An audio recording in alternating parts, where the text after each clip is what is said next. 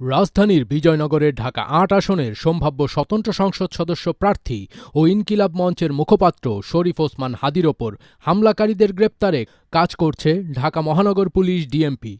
এরই মধ্যে হাদীকে গুলি করা সন্ত্রাসীদের শনাক্ত করেছে পুলিশ। যে কোনো সময় তাদের গ্রেপ্তার করা হতে পারে।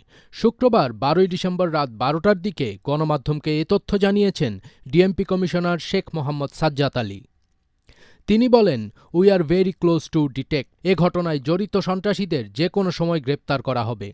এর আগে হাদীকে হামলার সঙ্গে জড়িত ব্যক্তিদের সম্পর্কে কোনো তথ্য থাকলে তা নিকটস্থ থানা অথবা ৯৯৯ নম্বরে পুলিশকে অবহিত করার জন্য বিনীত অনুরোধ করা হয়।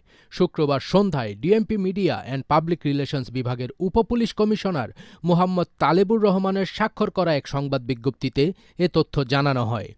উল্লেখ্য, শুক্রবার দুপুরে বিজয়নগর বক্স কালভার্ট এলাকায় মোটরসাইকেলে করে এসে দুর্বৃত্তরা ওসমান হাদীর ওপর গুলি চালিয়ে পালিয়ে যায়। গুরুতর আহত অবস্থায় তাকে ঢাকা মেডিকেল কলেজ হাসপাতালে ভর্তি করা হয়। পরবর্তীতে তাকে উন্নত চিকিৎসার জন্য রাজধানীর এভারকেয়ার হাসপাতালে নেওয়া হয়। ঘটনার সংবাদ পাওয়ার পরপরই পুলিশ ঘটনাস্থল পরিদর্শন করে এবং ঘটনাস্থলের আশেপাশের সিসিটিভি ফুটেজ সংগ্রহ ও বিশ্লেষণ করে জড়িতদের শনাক্ত ও গ্রেপ্তারে আন্তরিক প্রচেষ্টা অব্যাহত রেখেছে। থানা পুলিশের পাশাপাশি ঢাকা মহানগর গোয়েন্দা পুলিশ হামলাকারীদের গ্রেপ্তারে সন্দেহভাজন ব্যক্তি ও স্থানগুলোতে তল্লাশি চালাচ্ছে।